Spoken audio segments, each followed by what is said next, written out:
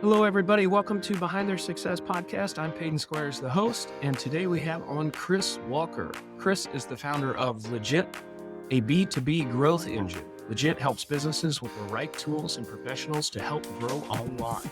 He is a seasoned entrepreneur with multiple eight-figure businesses in the digital marketing space. Chris, good morning. Welcome on Behind Their Success. So tell us a little bit about your business there. All right. So I guess I'll give a little bit of the background. Around 2013, I was working in IT support, doing like level 1, reset your password, turn it on and off again, that kind of thing. And I was pretty miserable with that. I was also in some credit card debt. So I started looking around for ways to make some money, and I stumbled into internet marketing, affiliate marketing. And I started doing search engine optimization from that. And then from there, I started doing freelancing on marketplace site, and I started doing really well with that. I remember I was at the gym one day and I got a PayPal notification, and that, and I looked into it, and it was a sale that I had made. I just listed a service on whim, and from there it took off. I started doing some sales, and then I got endorsed by an influencer, and I got a lot more sales, and I was doing well. So I eventually was able to quit my job. But right after I quit my job, that site started going all to heck, and like got hacked and crashed and stuff. So I started selling through my own website, through my other business, my SEO business. And I'd met some of the freelancers on that site that I was working on, and they're like, well, can we sell something through your site too? And I was like, well, maybe I'm onto something here. So I partnered with a developer who was actually a customer of mine, to create Legiit, which is at that point was just a marketplace of where freelancers sold services and customers could buy them. And since then we've added in all kinds of cool, like software and things to help people find what they need for their business and connect them with people that can do the things that they need. So we kind of like in the middle that way. So, and that brings us, we just had our 7th anniversary. So that brings us up to now. Cool. Very cool. So along that journey, it sounded like, you had to pivot a few times. Tell us a little bit about that. You started as, a marketplace there. What changes have you made along? Yeah. So I had my SEO business going well, and I intended Legiit to just be another product for that business. But within the first month, it was my number one revenue source, like literally 1 month after it launched. And from there, I really didn't have a plan for it. And I regret that now. I wish I had a vision for it in the beginning. But along the way, we had to figure out who we were. At one point, I said I wanted to be like the Amazon of digital services, but I really had no idea what that meant. I really evaluated who I wanted to work with, and other sites that people compare us to appeal to everyone.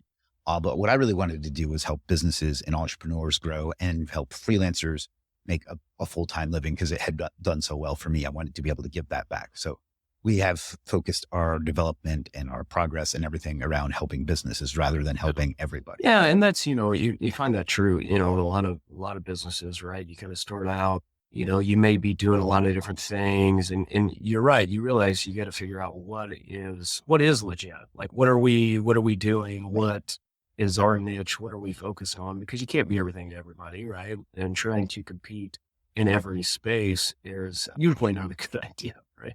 Yeah. Like there's a couple sites we often get compared to or asked, how are you different than, I don't want to give them any press, but these other sites. And in the beginning, I really didn't have a great answer to that. And that's when we really had to focus on who we wanted to be. Like you say, in the beginning, you just start, and it's really just to make enough money to make payroll that month. And then after a while, you get past that point and you have to start deciding who you are and what makes you unique. And I hit that point maybe 2021. And since then, we've really focused on just helping businesses, because I didn't have to be too woo-woo about it, but I think businesses are who can help change the world. And that's what we want to do. Yeah. And that's great. And, that's a journey I've been on, certainly in my business as well. And my tax practice, I started in 2014, and it was just like, I don't know, I'm just trying to make money. And, and of course that gets you so far, and you keep growing and whatnot, but like, it's amazing when you really start finding your messaging and who you're trying to serve specifically. And you get really, really clear on that all of a sudden, all those people just start showing up in your life because you've got that clear messaging and you're very clear on the problems you solve. And it becomes a whole lot easier to find the right people that have those problems, and you can solve them easily and at the highest value. Yeah. Yeah. And I don't think any great business has ever just been about making money. Of course, you have to make as much money as possible, but like Apple isn't just a cell phone company that wants to make a lot of money. Steve Jobs wanted to put a dent in the universe kind of thing. So having a vision on what you want to do helps more than just making money. Like you can make 7 figures just trying to make money, but you can't make life change, like world changing. Yeah, no. And that's been my experience. We're going with, tons of entrepreneurs over the years, and, you can hustle and really, really just hustle and not necessarily build a business and maybe hit that 7 figure, but your life's going to suck. Just generally speaking, because you're going to be running around and you don't have clarity on really anything that you're doing. Right. The only way to break past that plateau is very clear on who you are, business is, and what you do, and more importantly, what you don't, and who you serve. And that is so important.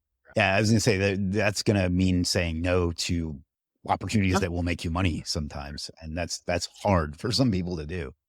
But if you have a vision, you can do that. If you have a question that does this serve this, if you can ask that about every decision, and then if it's a no, then you say no, it'll make that a lot easier. So it's still hard to turn down money. I'm not going to be too. Yeah, it is so easy. And like I said, same transition. I started as a tax preparer, basically serving anybody that would pay me to do that. And now I'm very clear about who we work with or who I work with and how. And if it's not a fit and it doesn't fit the process, then, ultimately we don't work. But refer to somebody else. And it's not personal or anything. It's just like, I have my process and it allows me to help people efficiently and at a very high level. Then if you don't fit the process, well, it's just not fit. Yeah. You'd be doing a disservice to them to take them on because you can't help them the way that you really want to help somebody. Yeah, absolutely. So, kind of looking back through your journey here, Chris, what would you say, was your best skill that has allowed you to develop this business and grow it to what it is today? I want to say community building is something I've really done very well with. I didn't include this in my backstory, but I worked as a professional political operative, and I would work what was called field. Those offices you see in like your area, like I would work at those and try to get people in the community involved in our candidate. And I did fairly well with that. And without realizing that's what I was doing, I brought that to Legiit, and we built I had a community from my previous business I already had distribution ready when we launched because I had built that community that was anxious for a replacement for the other site that I talked about. So that helped. And then to make Legiit grow, we built a community where people are invested in the brand and in me and in what we do. And that makes your business so much more powerful and so much more flexible. For example, during the pandemic, one of the ways that we kept engaged was I would do live streams every single day and with absolutely no topic, just talking to the same people every day. And I hate to say it, but we took off during the pandemic. The pandemic was fantastic for our business. And because we had created that strong community as we survived it also helped when other people tried to compete with us, and they had comparable products, they didn't get anywhere because they hadn't built that connection with people. So I think community building is probably my most valuable skill and the thing that has served me the most throughout all my career. Yeah, that's great. Building community around a business. Can you speak to, I guess, to more of the benefits of like building a community around your business? Sure. For one thing, there's an expression in entrepreneurship, create a moat around your business. So that's one of the things that's done for us. Now, that sounds a little tactical, and I don't like that because to me, the community is people, but I'll get to that in a second. But like I said, there were a couple times people would start similar businesses who saw what I did and said, oh, well, that seems easy. I'll do that too. And it didn't work for them because they hadn't built that brand affinity because they didn't have that community. So people will stick with you, even if there's an option that's comparable or in some ways better or whatever. Coca-Cola is a great example of that. Like I traveled to India recently and we'd be driving down a street and there'd be like business. I couldn't understand what it said. Business. I didn't understand what it said. Coca-Cola, exactly the same as it is in America. So like building that, and it also gives you, when you offer a new product or a new service, it gives you a way to launch that with people already ready to buy rather than having to go out and run paid advertising, which you should also do. But rather than having to bring them in through paid advertising or other means, it has a built-in audience. And there's intangible component to it too, to have people that genuinely like care about you and your business and want you to succeed. It's not something you can put a number on. I don't know. It's something I'm very proud of too, because like I will just talk to people like about nothing related to business. It doesn't always have to be transactional. And that's where sometimes people try to create a community and they get it wrong. because it's always transactional. There's just, sometimes you just have to get to know people. So I hope that answered your question. The value is that it's a built-in customer base, but it also protects you from like other people trying to take your And I stuff. think, the community building and it's, to me, I see it all as just really brand building. How a strong brand allows you to have a very successful business, right? Like it's like, you have a plain white t-shirt and it sells for $4, but you put a Nike swoosh on it and it can sell for $40. And what's the difference there, right? It's literally just a logo on there, but that logo means something to people, right? Nike has spent the last, however old they are, 50 years or whatever, making associations with their Nike swoosh. They're like, hey, Nike swoosh, Michael Jordan, hey, success, championship, whatever, right? And making associations. And people want to be a part of that. And they are willing to pay premium. Yeah, continuing the Coca-Cola example, last year I went to Las Vegas and they have a store there that's 3 stories tall. It's a Coca-Cola brand store. It doesn't sell much Coke. It just sells Coke merchandise. And like, that's amazing that they have such a strong brand that there's 3 floors and it was swamped, busy the whole time. 3 floors of people buying stuff that's not their main product. It's just their label on other products that their brand is that strong. So I remember thinking I envy them. It's just an interesting thing, especially in today's world, with online marketing and different things, people are so tactical and really trying to figure out, okay, how do we get these like one hits through ads and get, hook people in to buy a product or whatnot. A lot of those tactics, they're fine. There's not necessarily, something wrong with those things, but a lot of those people would be way better off spending time building an actual business, right? Instead of around of just a marketing tactics to try to get quick sales. Because the issue with that is when, you do that, you get those, tactics and you get some sales, but you're always hunting and you're always competing, for that next client and against competitors because you've never taken the time to actually build a brand that means anything to anyone. Yeah. People like that never get reoccurring business. And I emphasize the O because that's different than recurring. And some people don't get that, but like people buy, again, with the Coca-Cola example, people, once they start drinking that, they drink it for the rest of their life, and they don't have to market to those people anymore. Obviously they still do, but they don't have to market to somebody once they get them. And once you build a brand, that large and that long, like, say Coca-Cola or say some of the major beer brands or whatever, is that they are so playing the long game. You know what I mean? Like you see their commercials and it's not even about Coca-Cola or anything like that. It's just about making large associations, right? Beer is always like connected to sports. So, anytime you think sports, you think beer and you consume beer, right? It's such playing that long game that, you can tell how developed a business is by their marketing of how sales focused it is versus like even brand focused. The brand allows the marketing tactics to just be amazing, right? It's you got to put the cart in front, the horse in front of the cart, right? Like it's you need the brand and then you go use the tactics and you combine those and then you're amazing. Are you looking for a new tax experience? Looking for an advisor that actually brings you high-level ideas and proactively plans so you aren't overpaying your taxes? Or how about one that even just responds and communicates in a timely fashion? If any of that resonates with you, you probably just have a tax preparer and not a tax planner. And it is through the tax planning process where all the value is found. I'm Peyton Squires. I'm a CPA and owner of WR Tax Planner. We work alongside entrepreneurs and high-income earners, helping them pay the least amount of income taxes, both legally and ethically. We have saved our clients hundreds of thousands of dollars through specific strategies, and we guarantee we can find multiple tax saving strategies that your current tax preparer hasn't told you about. If that interests you, head on over to the contact page at PeytonSquires.com. There you can fill out a contact form and get a call booked to see what it would look like to have WR Tax Planners on your team. Looking back again, Chris, what would you credit as the best decision you made? It's hard to say because business is a series of small decisions, but probably the person I partnered with, I almost partnered with some other people and I don't think it would have worked out. And I think if I'd partnered with anyone else, first of all, I wouldn't have had the capital to do it myself, to do the technical side of it myself. But I also would, the times when it's gotten rough and he stepped in and vice versa, it wouldn't have worked out. So I think the best decision is, if you're going to partner with someone, is choose someone who has a skill that you don't have but has the same values as you. So, and that's easier said than done. But I think if I had to do one key decision, I think that would have been it. Yeah, partnerships, be very careful who you can go into partnership with. It can be quite a mess. And, I've had a lot of different partnerships in my career. Most of them have gone amazing. Few haven't. A lot of that was due to some of the stuff we were just discussing there. Yeah, I try to equate my partner and I to Steve Jobs and Steve Wozniak. And he's kind of like the Steve Wozniak, and I'm kind of like the Steve Jobs because I'm kind of like the face of the brand. No. And he's like the one that makes it work, like actually that makes the thing do what it's supposed to do. Mm-hmm.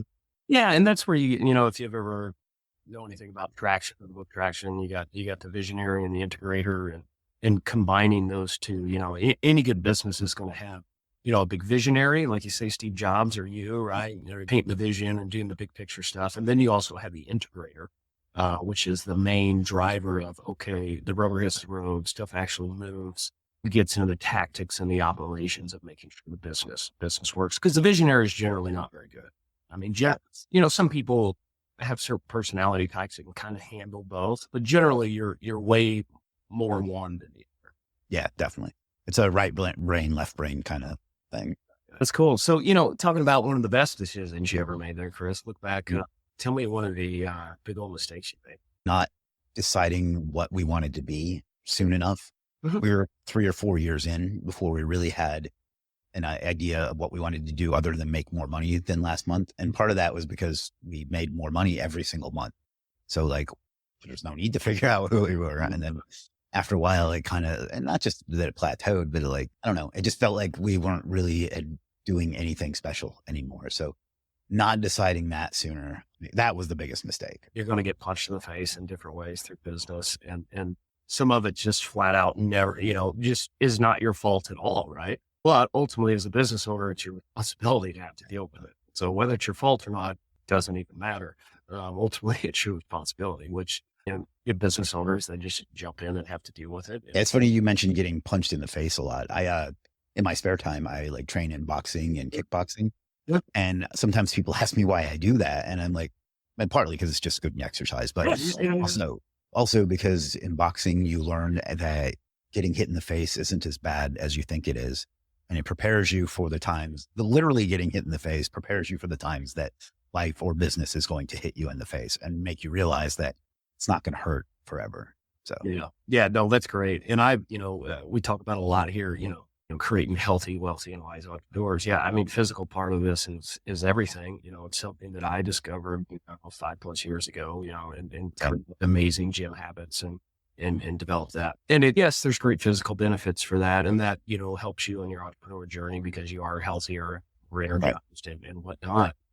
But I think the benefits are even more mental, because, going to the gym every day and struggling and lifting weights or doing, training or boxing, it's such a great microcosm of life, right? Of like the struggle. And if you just keep pushing through, like the results will come just because that's what they do. And it's such a great, like I said, it's such a great training ground, like entrepreneurship in general of, entrepreneurship, I'd say is the greatest, like self-development tool of all time. Absolutely. Like the most high caliber people I know are all entrepreneurs.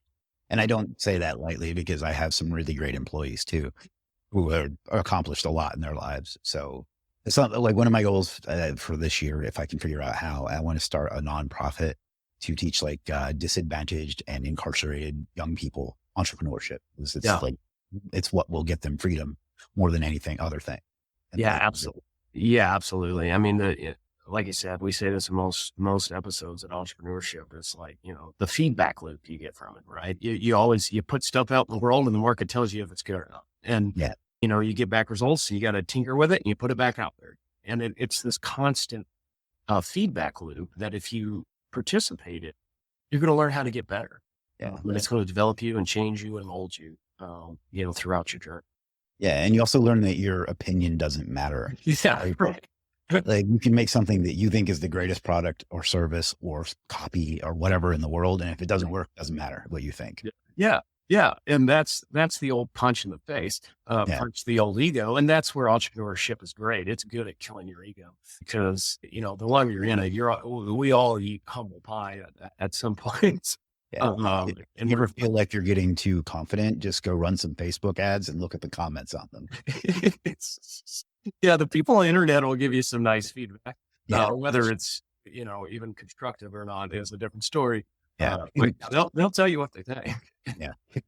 That's great, man. So Chris, looking early in your career, if you could think back and give yourself, one piece of advice, what would that be?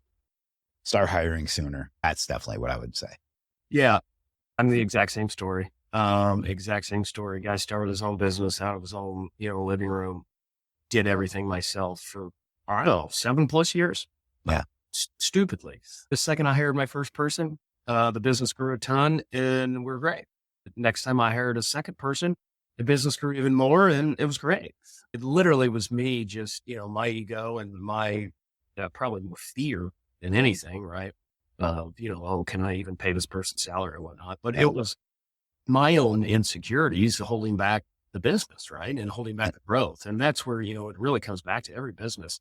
The choke point and the bottleneck of it is the owner of the business, right? And their vision and their ability to step out in faith on things like hiring people and growing business and things like that. It's all on the entrepreneur. Yeah. The bottleneck is at the top of the bottle. That's how I try to look at that. Yeah. So I got that from Alex Hermosi. That's yeah. Oh yeah. Talk about Hermosi a lot here. I love his stuff. He's, man, just from like a business tactics, he's one of the greatest guys on the internet right now. Oh, absolutely. Playing tactically how to operate and run businesses at such a high level. Yeah. Yeah. And as far as hiring, I just want to make the point that it's really a math problem. Like if somebody can do something 50% as well as you do, that's still 50% that you don't have to do, that frees you up to do much higher level tasks. Yeah. Yeah. And the audience wants a great book to read on this. This is a book I've read multiple times. And actually what I'm really diving deep into this year is Who Not How, Dr. Benjamin Hardy and Dan Sullivan. They have several amazing books. They're amazing entrepreneur authors. It really goes into deep of like, the entrepreneurs need to stop asking like how I'm going to do something. A better question is who is going to. That opens up your mind to think of opportunities and people to be able to plug into situations. And it's not always you thinking of how am I going to do that? And it's an amazing eye-opening book about bringing in the right people into your business and how, if done right, can magical, really. I have to check that out. I do a lot of reading. So. Yeah. Who Not How. They have another great one called The Gap in the Game, which is amazing. Another one called 10X is easier than 2X. And really talking about how most entrepreneurs are constantly kind of trying to 2X their business, right? But when you're trying to 2X your business, you're really the way to do that is really to just kind of do more of what you're doing, right? Yeah. Or maybe be a little more efficient. The way to 10X your business is a totally different thought process, right? It's okay. Yeah. To 10X your business, you got to fundamentally change something about your business. And asking those questions would be a whole lot more life-changing. 2X is so much more of a grind. But that's another eye-opening. Oh man, this has been a great conversation. Really, really appreciate you coming on and sharing a lot of value here. What is the best way people can kind of connect with you, get to know more about, Legiit and kind of the other businesses you got going on? So for Legiit, it's free to sign up. Just go register. If you have a business, we'll help you grow. If you want to make some money and you have a skill, we can help you with that too. It's Legiit.com. And as far as me, you can find me on YouTube. I have an active YouTube channel. I do daily live streams again. Started doing that because it worked and I don't know why I ever stopped. Yeah. And you can find me on Facebook as well. But make sure you search Chris M. Walker because there was a one-hit wonder in the 90s named Chris Walker and he dominates that search. Yeah. Well, Chris, that's awesome. Yeah, guys, really check out his website. Like I said, it's Legiit with 2 I's in there, right? Legiit.com. Yep. Some really cool, interesting stuff on there. And Chris, man, I appreciate you. This has been a great conversation. Yeah, I enjoyed it a lot. Thanks for having me. Yeah, absolutely. Anything else you want to leave for the listeners? Just figure out what you want in life and then go do it. That's awesome, Chris. Well, listeners, guys, we will catch you next time.